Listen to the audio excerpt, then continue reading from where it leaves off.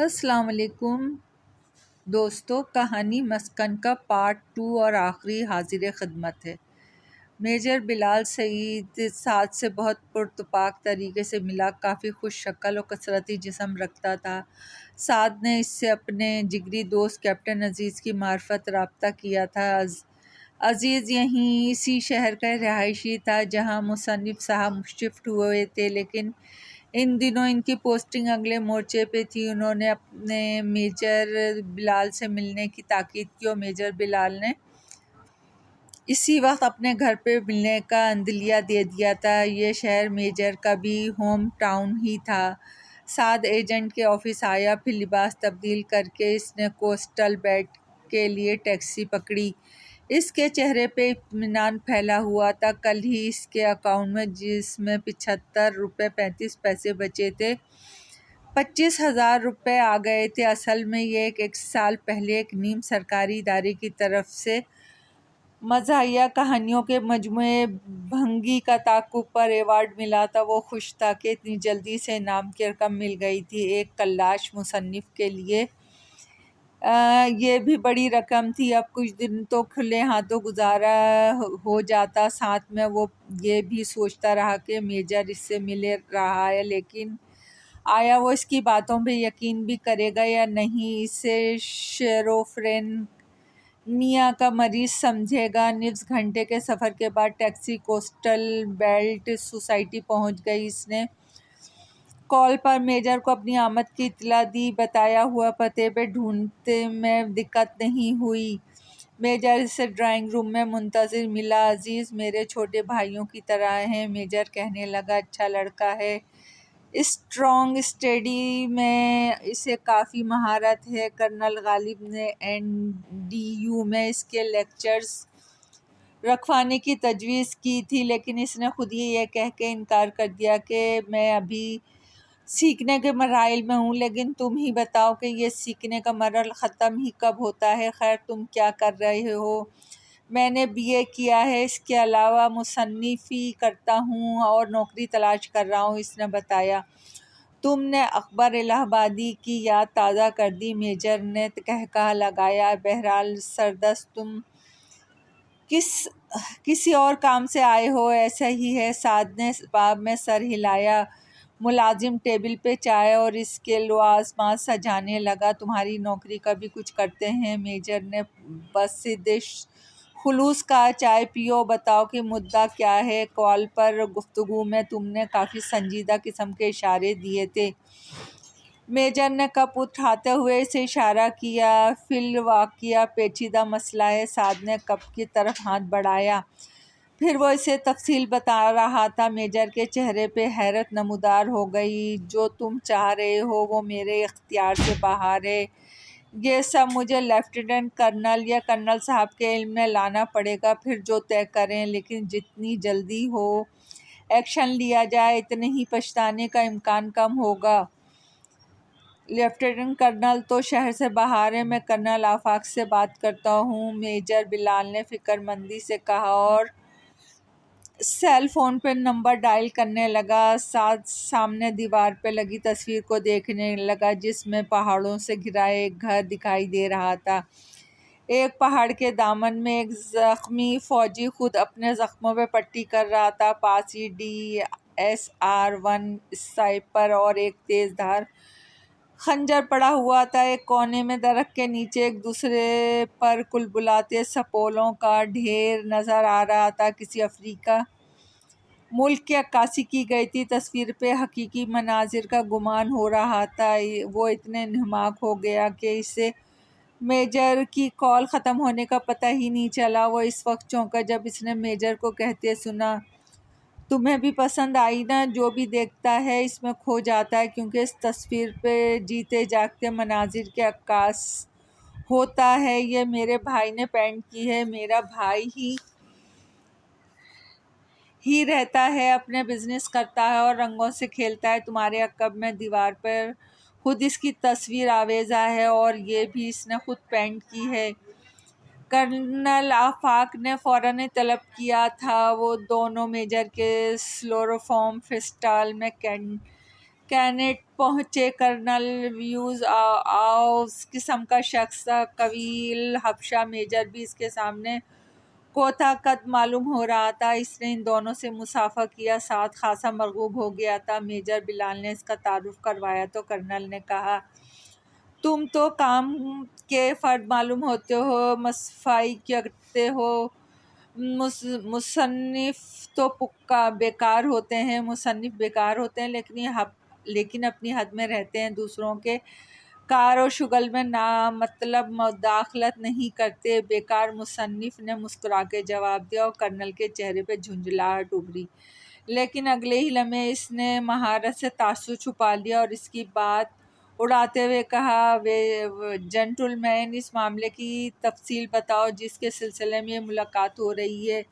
ساتھ وہ سب دہرانے لگا جو اس نے میجر کے گوشے گزار کیا تھا۔ کرنل سپاٹ چہرے کے ساتھ سن رہا تھا، گویا یہ کہہ رہے ہو کہ پنکھے کی چھت سے گر جانا، دوست کے سالوں قبل مسافر عدم بھائی کا نظر آنا، انتباہ کرنا، عفریتوں کا غل، دہشتناک انگلیاں، کنویں کی تہہ میں لہو کا پھوٹ پڑنا، سب کا سب بنڈل ہے، معقول فطرت نہیں ہے بلکہ انسان کی کارستانی ہے۔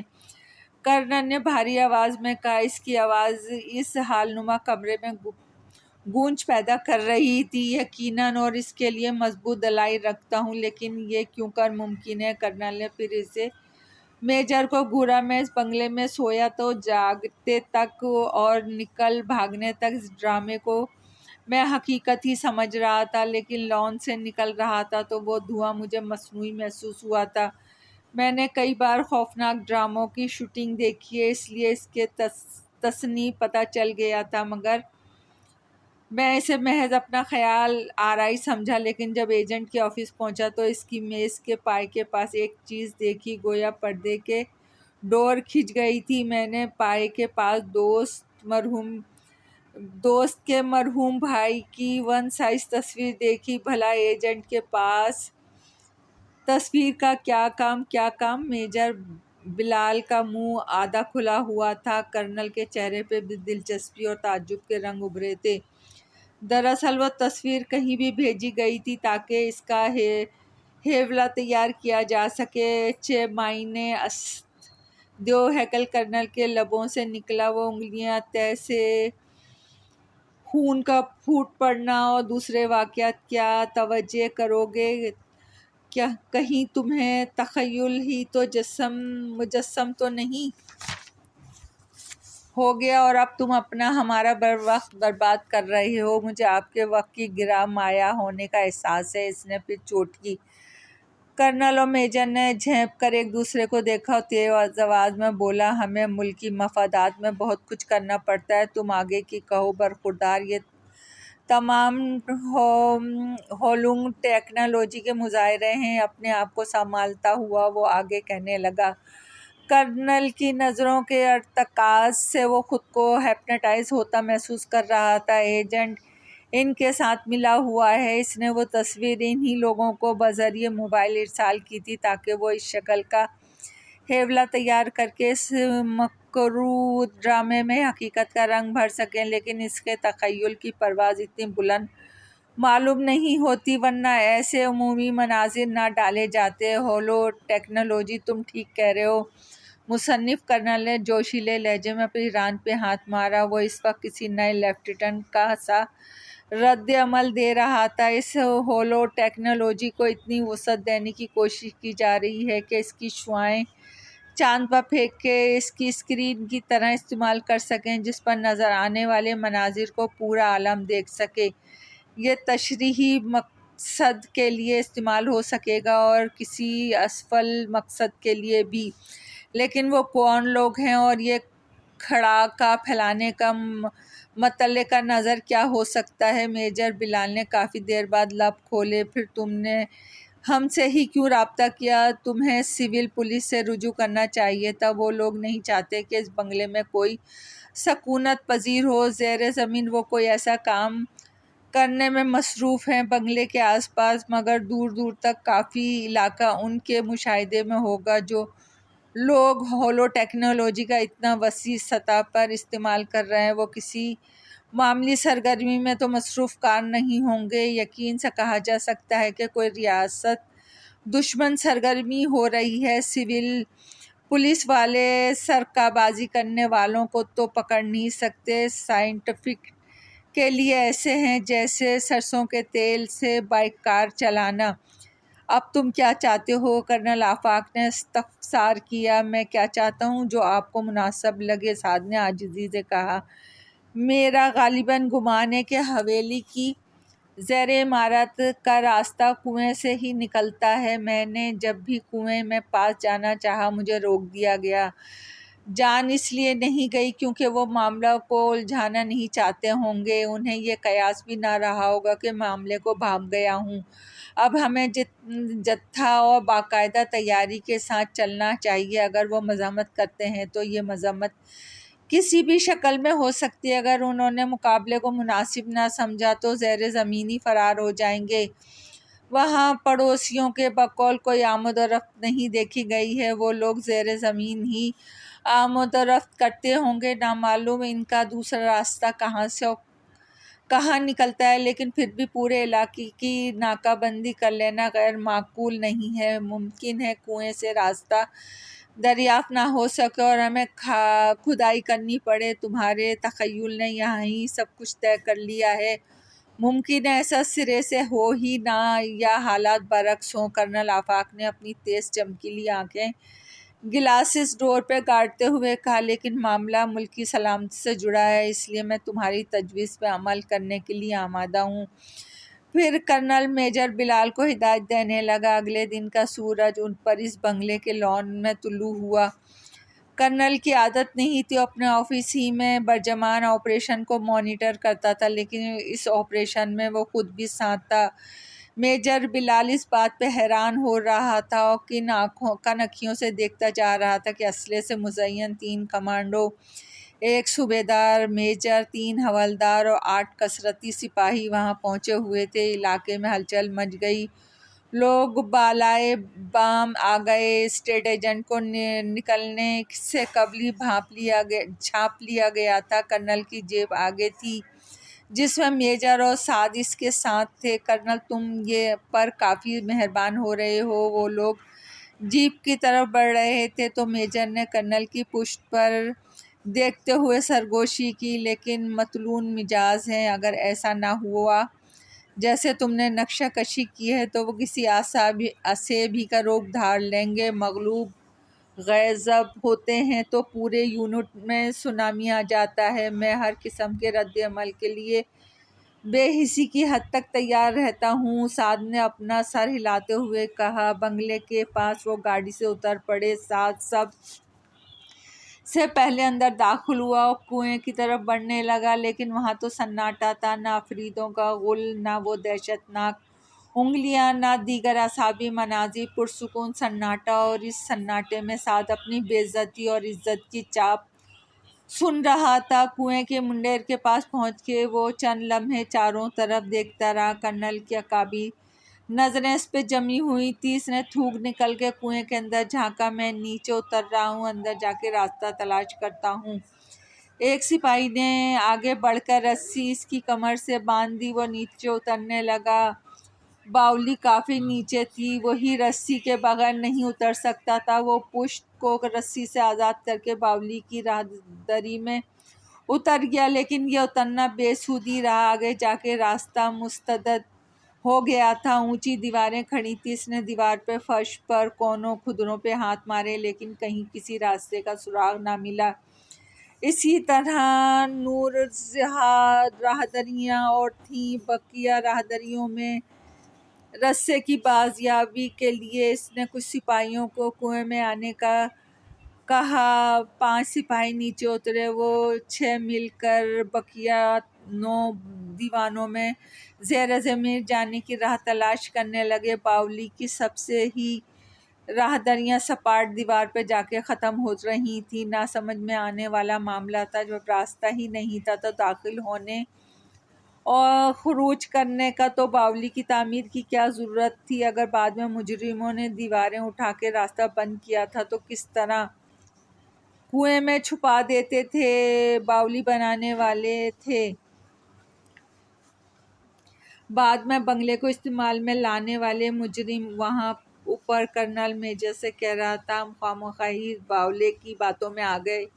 ناول لکھتا ہے، لکھتے لکھتے دماغ الٹ گیا ہوگا تو وہ وہموں کی صورت گری ہو گئی۔ میجر سر ہلا کے رہ گیا۔ وہ پچھتا رہا تھا کہ کیپٹن کی معرفت ملنے والے اس لڑکے کی باتوں کو قابل التفات ہی کیوں گردانا۔ کرنل نے ہم کا سغیہ ہی اس بات کا احساس دلانے کے لیے استعمال کیا تھا۔ تم اس کو میرے پاس لائے تھے، تمہاری ہی بات رکھی میں نے، اور اب ادھر خواری بھگت رہا ہوں۔ کرنل اور میجر کنویں کی منڈیر پر سگار کی راکھ جھاڑ رہے تھے۔ 2 گھنٹے کی تگ و دور کے بعد بھی کوئی نشان نہ ملا۔ میں کنویں کی تہہ میں اتر کر دیکھتا ہوں، شاید وہاں کوئی سراغ مل جائے، سعد نے تھکے ہوئے لہجے میں کہا۔ پھر اوپر اشارہ کیا گیا رسی لٹکانے کا، کیونکہ تہہ اب بھی اتنی نیچی تھی کہ کودنے کی صورت میں کوئی جوڑ ہل سکتا تھا۔ تہہ میں اتر کے بھی سعد نے بہت زور مارا، لیکن صبا خارا سعد خواہش کرنے لگا وہ دہشت ناک انگلیاں نمودار ہو جائیں، تا سے لہو کا تالاب ہی پھوٹ پڑے کہ کسی طور میرے مشاہدے اور خدشے کا کرنل اور ٹیم کو یقین آ جائے۔ اس کے ہاتھ میں ٹارچ تھی۔ نصف گھنٹے تک وہ ٹامک ٹوئیاں مارتا رہا، پھر تھک کے بیٹھ گیا۔ سوچ رہا تھا اب کیا کرے، کس طور خدائی کی بات کرے۔ اسی خیال میں تھا کہ یکا یک نگاہ سامنے دیوار پہ گئی اور وہ ایک لمحے کے لیے تنفس ہی جام ہو گیا۔ دیوار پر ایک سپولیا چپکا ہوا تھا اور ٹارچ کی روشنی پڑنے پہ اس کی آنکھیں چمکنے لگی تھیں۔ سعد میں محترق تھا کہ جب وہ دیوار کو اور جڑ کو ٹھونک بجا رہا تھا تب سپولیا نظر نہیں آیا۔ اب کہاں سے در آیا؟ پھر معاملہ اسے ہولو ٹیکنالوجی یاد آئی۔ یہ بھی اسی ٹیکنالوجی کی حرکت ہے۔ اب اس سپولیے کی نمائش کا کیا مقصد؟ اس نے جھنجھلا کے ٹارچ سپولیے پہ کھینچ ماری۔ ٹارچ پڑتے ہی سپولیا غائب ہو گیا اور دیوار میں چوڑا خلا نمودار ہو گیا۔ راستہ دریافت ہو گیا ہے، وہ خوشی سے چیخا۔ اوپر کھڑے سبھی نیچے جھانکنے لگے۔ منڈیر کے پاس میجر بلال نے فکریہ نگاہوں سے کرنل کو دیکھا، پھر پوری ٹیم ہی ایک کے بعد دیگرے نیچے اتر گئی۔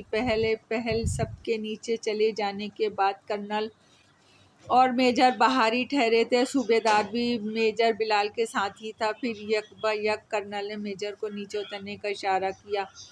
دونوں رسی کے ذریعے نیچے اترنے لگے۔ کرنل میں ٹریننگ سے فارغ ہونے والے کیڈٹ سے زیادہ پھرتی تھی۔ آخر میں صوبیدار ہی باہر رہ گیا، پھر اس نے بھی آکڑا زمین میں گاڑ کر رسی باندھی اور نیچے اتر آیا۔ نمودار خلا سے سیڑھیاں نیچے جا رہی تھیں۔ سعد نے ٹارچ اٹھا کے سیڑھیوں پہ رکھا۔ اس کے پیچھے کمانڈوز، کرنل، میجر، صوبیدار بالترتیب سیڑھیاں پھلانگ رہے تھے۔ سیڑھیاں بہت طویل تھیں، نامعلوم کتنی پستی میں اڈا بنایا ہوا تھا۔ آخر یہ لوگ اتنی طویل راستے پہ سیڑھیوں کی سے کس طرح آمد و رفت کرتے ہوں گے؟ غالباً کوئی اور راستہ بھی ہے جہاں لفٹ یا کوئی جدید سائنسی عجوبہ سہولت کے لیے ہوگا، ورنہ اتنا زیادہ اترنا چڑھنا اسپائنل کارڈ بٹھا دے گا۔ میجر نے دبے لہجے میں سرگوشی کی۔ متفق ہوں، بالغرض ضروری ایسا راستہ موجود ہے، لیکن میں پورا دن بغیر لمحاتی وقفے کے سیڑھیاں چڑھ سکتا ہوں۔ کرنل نے بے پرواہی سے کہا۔ 45 منٹ مسلسل حرکت کے بعد سیڑھیوں کا اختتام نظر آیا۔ سامنے دیوار تھی، لیکن سعد نے آخری زینے پہ قدم رکھا تو دیوار منعکس ہو کر سرک گئی۔ اگلا منظر دیکھ کے سبھی کی آنکھیں پھٹ گئیں۔ وہ ایک انتہائی وسیع ہال تھا جس میں در و دیوار میں نہ سمجھنے والی مشینیں پیوستہ تھیں۔ انتہائی روشن اور سناٹے سے لبریز ہال۔ سوئی بھی گرتی تو نظر آتی اور آواز سنائی دیتی۔ وہ لوگ فرار ہو چکے تھے، لیکن ہوئے کیسے؟ کوئی اور راستہ بھی تھا، شاید نصف کلومیٹر پہ محیط تھا۔ کمانڈوز اس زمین دوز ہیڈ کوارٹر میں پھیل گئے۔ ہال کے علاوہ کئی اور ہالز، سینکڑوں آفس اور کمرے تھے۔ ٹاؤن ہی معلوم ہو رہا تھا، لیکن انسانوں سے سراسر خالی۔ نہ جانے کس قسم کی مشینیں اور کیا ہوتا رہا ہے یہاں۔ میجر بلال بڑبڑایا، اور یہ ہیڈ کوارٹر اسی مقام پہ قائم کرنے کی کیا غایت ہی ان مشینوں کی افعاد تباہ ہم سائنسدان بلا کے معلوم کر ہی لیں گے۔ وہ دوسرا راستہ تلاشنا چاہیے جہاں سے یہ لوگ بھاگے ہیں، تب ہی ان سے واقف اور ان کی دوسری کمنگاہوں کو قبضے میں لے سکیں گے۔ کرنل نے تفکر لہجے میں کہا، آپ ٹھیک کہتے ہیں سر، مجھے یقین تھا کہ زیر زمین کوئی سیٹ اپ کام کر رہا ہے، لیکن کوسوں پہ مشتمل ایسا جدید ہیڈ کوارٹر گمان بھی نہیں تھا۔ سعد نے دم بخود لہجے میں کہا۔ ان سبھی کی حیرت بڑھ رہی تھی۔ پھر وہ اسی ترتیب کے ساتھ ٹاؤن کے دوسرے سرے کی طرف بڑھنے لگے۔ اختتام پہ کہانی دیوار پر حواجز کے ایک گوشے میں ایک چھوٹا سا ڈسپلے نظر آیا۔ ڈسپلے پر انٹر کوڈ کے الفاظ بار بار نمایاں و معدم ہو رہے تھے۔ انہوں نے اپنا ساتھ لائے ہوئے جدید ہتھیار دیوار پر آزمائے، لیکن دیوار ان کا مذاق اڑاتی رہی۔ کوڈ لکھے بغیر یہ انہیں دے گی نہیں۔ لیکن کوڈ کیسے معلوم؟ کرنل نے ہونٹ بھینچ کے کہا۔ اس کا اضطراب بڑھتا جا رہا تھا۔ میجر نے اسے آج تک اتنا مضطرب نہیں دیکھا تھا۔ سعد ڈسپلے کوڈ کو آزمائی کرنے لگا، لیکن اس کی ابتدائی کوشش ناکام ہوئی۔ وہ مایوس ہو کے مڑ گئے۔ پھر یک بارگی میجر نے صوبیدار کی آنکھوں میں شدید حیرت دیکھی۔ وہ ٹھٹک کے پلٹا۔ اسے اتنی تیزی سے مڑتا دیکھ کے کرنل بھی پلٹا۔ اگلے لمحے ان کے دماغ کھوپڑیوں میں دھماکہ پیدا کرنے لگے۔ وہ آہنی دیوار جس پہ تمام ہتھیار بے اثر ہو گئے تھے غائب ہو چکی تھی۔ وہاں اب ایک سرنگ نظر آ رہی تھی۔ تم نے کس طرح کوڈ معلوم کر لیا؟ کرنل ماتحتوں کی موجودگی کی پرواہ کیے بغیر خوشی سے چلایا۔ تم حیرت انگیز ہو جنٹل مین۔ باقی لوگ بھی سعد کو استعجاب سے دیکھ رہے تھے۔ میجر تو اس کا مداح ہو کے رہ گیا تھا۔ مجھے خود امید نہ تھی۔ میں نے ایسے ہی کچے انداز میں تیر چھوڑا تھا جو باہدف ہوا۔ سعد نے نمودار ہونے والی سرنگ میں نظریں دوڑاتے ہوئے کہا، مگر کس طور؟ اس قصے کے اختتام پہ آگاہ کرتا ہوں۔ آئرن بیل کرنل آئیے۔ وہ سرنگ میں داخل ہو گیا۔ باقیوں نے بھی تقلید کی۔ کرنل کی اتنی قربت کے باوجود اس کی ٹیم کے ممبر اس کا رعب کم نہیں ہوا تھا۔ سعد بھی مرغوبی کی کیفیت میں تھا۔ اگرچہ آفیسر کے استناسہ کے ساتھ ٹیم کو لیڈ وہی کر رہا تھا۔ سرنگ میں اندھیرا تھا، لیکن کسی کے بھی ہاتھ ٹارچ سے خالی نہیں تھے، اس لیے تاریخ ہی مغلوب ہو گئی تھی۔ وہ چلتے رہے۔ سرنگ بے انت معلوم ہونے لگی۔ کبھی ڈھلان آ جاتی، کبھی چڑھائی۔ وہ 1 گھنٹے تک سرنگ میں چلتے رہے، لیکن کسی کے بشیر پر تھکن کے آثار نہیں تھے۔ کرنا تو بالکل تازہ دم لگ رہا تھا۔ پیچھے آنے والوں کو اس کا سایہ پرہیبت ناک معلوم ہوتا تھا۔ ایک ساتھ مسلسل متحرک رہنے کے بعد انہیں بالآخر ایک دروازہ نظر آیا۔ سعد قریب پہنچا تو وہ دروازہ خود ہی واضح ہو گیا۔ وہ بھی ایک ہال نما کمرہ تھا جس میں ایک طرف سیڑھیاں اوپر جا رہی تھیں۔ وہ سیڑھیاں چڑھنے لگے۔ آخری سیڑھی پہ پہنچے تو دروازہ بھی خود ہی کھل گیا۔ شاید انہوں نے محدودِ چند ہی مقامات پر کوڈ جھنجٹ لگایا تھا۔ انہیں امید ہی نہیں رہی ہوگی کہ یہ ہیڈ کوارٹر اوپر کی دنیا کی نظروں میں بھی آ سکے گا، اور اس آہنی دروازے کے پاس ونڈو تک کسی کی رسائی ان کے امکان میں ناممکن تھی۔ سعد پھر اس کے عقب میں کرنل اوپر کمرے میں داخل ہوئے۔ پھر جب میجر نے کمرے میں قدم رکھا تو ایک چیخ ماری اور اس کمرے کے فرش پہ کٹے ہوئے درخت کی طرح گر پڑا۔ صوبیدار حوالدار اس کی طرف لپکے، لیکن میجر گرتے ہی بے حس و حرکت ہو گیا، شاید بے ہوش ہو چکا تھا۔ میجر کو کیا ہوا؟ یہی ہونا تھا سر، سعد نے پراسرار لہجے میں جواب دیا۔ باقی لوگ بھی اوپر آ چکے تھے۔ صوبیدار حوالدار میجر کو ہوش میں لانے کی کوشش کر رہے تھے۔ کیا مطلب؟ کرنل اور ٹیم کے سب ممبر بھگ سے رہ گئے۔ یہ میجر بلال کے بھائی کا کمرہ ہے، سعد نے ٹھہرے ہوئے لہجے میں انکشاف کیا۔ میجر کو خبر نہ تھی کہ ان کا بھائی غدار ہے۔ اس اچانک انکشاف نے انہیں ناقابل برداشت صدمے میں مبتلا کر دیا تھا۔ نہیں، حیرت کے غلغلے سے دیواریں تھر تھرا گئیں۔ اگلے لمحے ان کے کان میں قہقہے کی آواز سے جھنجھنا گئے۔ انہوں نے کمرے کے دوسرے ادھ کھلے دروازے کے پاس ایک دیو ہیکل شخص کو کھڑا ہوا پایا، جس کے سامنے کرنل کا حفصہ بھی کم مایہ لگ رہا تھا۔ سپاہیوں کے علاوہ سبھی اسے پہچان گئے۔ تم نے ہمارا منصوبہ چوپٹ کر دیا۔ تمہیں زندہ چھوڑ دینا ہماری بڑی لرزش تھی۔ محض خوفزدہ کرنے کے بجائے تمہیں پہلے والوں کی طرح مار ہی ڈالنا چاہیے تھا، لیکن میں اب بھی تمہیں مسل کے رکھ دوں گا۔ اس نے ساتھ کی طرف زہر خندہ ڈوبی نگاہوں سے دیکھتے ہوئے کہا، یہ بھی سن لو کہ میں ہیبت خان کبھی ناکام نہیں ہوا ہے۔ میں تم سب کو موت کے اندھیری وادیوں میں اتار کے اپنے بھائی کو لے کے فرار ہو جاؤں گا۔ پھر یہی منصوبہ ہم کسی اور مقام پہ شروع کر لیں گے۔ ہمارے پاس نہ سرمایے کی کمی ہے نہ لوگوں کی۔ اس عظیم نقصان کا بھی حساب برابر کیا جائے گا۔ چپ کر غدار! میجر بلال، جو نہ جانے کب ہوش میں آیا تھا، دھاڑا، تیرے ساتھ جانے کے بجائے میں اپنے ساتھیوں کے ساتھ موت کے منہ میں اترنا پسند کروں گا۔ میرے ساتھ چلیں بھائی، آپ کو اتنی دولت ملے گی کہ ساتوں پشت والے بھی منہ نہ سونے کا چمچ لے کے پیدا ہوں گے۔ آپ کی فیملی بھی ہمارے ہمراہ ہوگی۔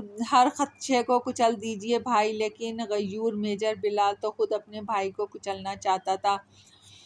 تجھے ابھی اجل دبوچ لے گی، تو کرنل کو شکست نہیں دے سکتا۔ آج یہ تمام افراد تیرا حشر ہوتا دیکھیں گے۔ ہا ہا ہا! اس نے دوبارہ خوفناک قہقہہ لگایا۔ میں ایسے کئی دیو قدامت کو فنا کی کھائی میں پھینک چکا ہوں۔ تم نے کس طرح پاس ورڈ دریافت کر لیا؟ اس پاس ورڈ کا صرف مجھے ہی علم تھا، اسی لیے میں نے باقی تمام راستوں کے دروازے کے پاس ورڈ سے آزاد کر رکھے تھے۔ بعد کے جملے نے ساتوں مخاطب کر کے کیے تھے، وہ اتفاق ہی تھا۔ میں نے تمہارے ہاتھ کی بنائی تصویر دیکھی تھی، جس میں ایک سپاہی خود اپنے زخموں پہ پٹی باندھ رہا تھا۔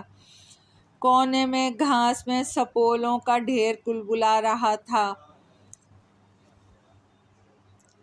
اسی طرح کا سپولہ کنویں کی دیوار پہ نمودار ہوا، جس پر ضرب پڑتے ہی ہیڈ کوارٹر کا راستہ کھل گیا تھا۔ تب مجھے خیال آیا کہ یہ منصوبہ طے کرنے والا سانپوں سے انسیت رکھتا ہے۔ پھر نہ جانے کیوں خیال تمہارے فن پارے کی طرف چلا گیا۔ میں نے ڈسپلے پہ انگریزی میں اسنیک ٹیل لکھا، لیکن دیوار نے جگہ نہ چھوڑی۔ میں مایوس ہو گئی، لیکن اگلے ہی لمحے ایک اور خیال آیا۔ تمہاری پینٹنگ میں ایک افریقی ملک کی ایک وادی کا منظر دکھایا گیا تھا۔ میں مختلف زبانیں سیکھنے کا شغف رکھتا ہوں، اس خط استوائی ملک کی زبان سے بھی واقف تھا۔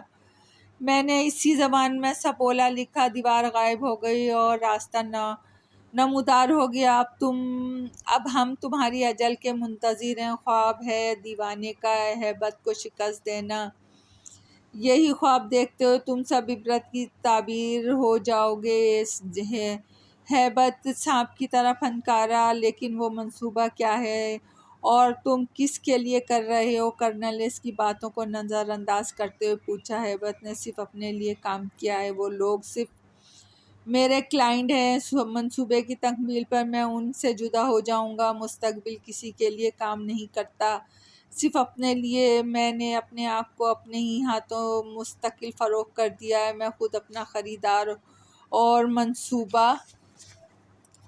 میری عادت ہے اپنے منصوبے کسی سے شیئر نہیں کرتا، خواہ حالات کتنے ہی سازگار ناسازگار رہے ہوں۔ میں خائف نہیں ہوں کہ منصوبہ ظاہر ہو جائے گا، کیونکہ اب تم سب موت کے اندھوناک وادی میں اترنے والے ہو۔ میں صرف اپنی عادت سے مجبور ہوں۔ یہ کہہ کے اس نے ساتھ پہ چھلانگ لگائی، لیکن ابھی فضا ہی میں تھا کہ کرنل اسپرنگ کی طرح اچھل کر اس سے ٹکرایا۔ ایسا محسوس ہوا جیسے دو پہاڑوں کا تصادم ہوا ہو۔ گرتے ہی دونوں اٹھ گئے۔ اگر آپ عجلت میں ہیں تو پہلے ہی صحیح کرنل، یہ کہہ کے اس نے کرنل پہ چھلانگ لگائی۔ کرنل دائیں طرف جھکائی دے گیا، لیکن ہیبت نے ہوا میں پہلو بدلا اور کرنل کو دبوچ لیا۔ دونوں آپس میں الجھ گئے۔ کمانڈوز فائر نہ کر سکے، کیونکہ گولی کرنل کے جسم میں بھی اتر سکتی تھی۔ وہ سب دم بخود اس خونی لڑائی کو دیکھ رہے تھے۔ ایسا لگ رہا تھا جیسے بجلیاں لپک رہی ہوں۔ دیر تک وہ لڑتے رہے، کسی کا بھی چہرہ تھکان آلود نہیں تھا۔ پھر کرنل کی گردن ہیبت کے ہاتھوں کی گرفت میں آ گئی۔ وہ ہاتھوں کا دباؤ بڑھانے لگا۔ کرنل کے چہرے پہ پہلی بار اذیت کے آثار نظر آئے۔ وہ دو کمانڈو نے شارٹ اسپیئر کو تولے پہلے ہی سیدھے کیا ہوا تھا۔ اب ان سب کی انگلیاں ٹریگر پہ دباؤ بڑھانے لگیں۔ کیونکہ کرنل اور ہیبت پہلو نہیں بدل رہے تھے، کم امکان تھا کہ گولی خود کرنل کو چاٹ جاتی، پھر ویسے بھی وہ اپنے کرنل کو موت کی گہرائیوں میں پھسلتے دیکھ رہے تھے۔ سعد نے انہیں اشارہ کیا ٹریگر سے انگلیوں کو جدا کر لیں۔ وہ تذبذب میں مبتلا ہو گئے، لیکن بہرحال اس بھیانک صورتحال میں سعد کی بات رکھی ہیبت بڑا جی دار تھا، اسلحے کی پرواہ کیے بغیر ان پہ حملہ کر رہا تھا، اور اب بھی اسے پرواہ نہیں تھی کہ اس کی پشت میں گولیاں پیوست ہو سکتی ہیں۔ واقعی نڈر تھا، یا بلٹ پروف پہن رکھا تھا، یا کوئی اور انتظام تھا، لیکن کرنل کی گردن مسل دے رہا تھا۔ کرنل کا چہرہ سرخ پڑ گیا تھا، انہیں یقین ہو گیا کہ کرنل کی سانسیں اکھڑ رہی ہیں۔ اب کمانڈوز کو سعد کی تاکید پہ عمل جاری رکھنا پاگل پن محسوس ہوا۔ وہ دوبارہ ٹریگر پہ دباؤ بڑھانے لگے، لیکن قبل اس کے کہ انہیں اسپائر گولیاں اگلتیں، انہوں نے دیکھا کہ ایک جھٹکے سے کرنل نے ہیبت کو اپنے دونوں ہاتھوں پہ اٹھا لیا۔ کرنل کی گردن اس کی آہنی گرفت سے آزاد ہو چکی تھی۔ چند لمحے کرنل نے اسے اپنے ہاتھوں پہ بلند کیا، پھر پوری قوت سے اسے اچھال دیا۔ ہیبت کھڑکی کے شیشے سے ٹکرایا اور باہر جا گرا۔ پھر انہوں نے اس کی تھرتھرا دینے والی چیخ سنی، جو انہیں آخری چیخ محسوس ہوئی۔ کرنل، میجر اور سعد کھڑکی کی طرف لپکے۔ انہوں نے ہیبت کو خون میں ڈوبے ہوئے، تڑپتے پھر ٹھنڈا ہوتے ہوئے دیکھا۔ میں نے خود اسے موقع دیا تھا اپنی گردن شکنجے میں لینے کے لیے، یہ مکر تھا اسے قابو کرنے کا، لیکن اپنی دانست میں اسے اچھالنے کے لیے اتنا زور صرف نہیں کیا تھا کہ یہ باہر جا گرے۔ بہت شہزور تھا، امید نہیں تھی کہ تیسری منزل سے گرنے کے بعد جان ہی سے چلا جائے گا۔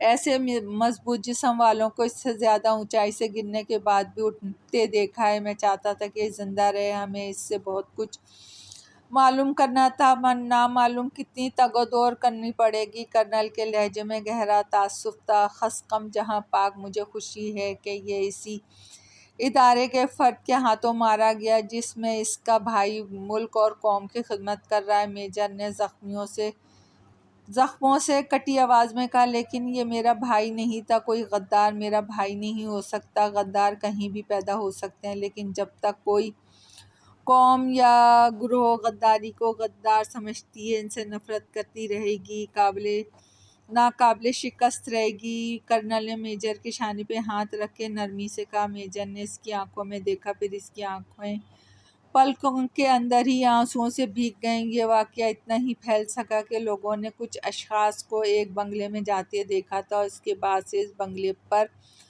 پہرا رہا۔ کرنل نے اس واقعے کو پھیلنے سے روک دیا تھا۔ پھر خفیہ طور پہ زیر زمین ہیڈ کوارٹر میں جایا گیا، لیکن وہ ہیڈ کوارٹر جو روشنیاں اگل رہا تھا، اب وہاں تیرگی کے سوا کچھ نہیں تھا۔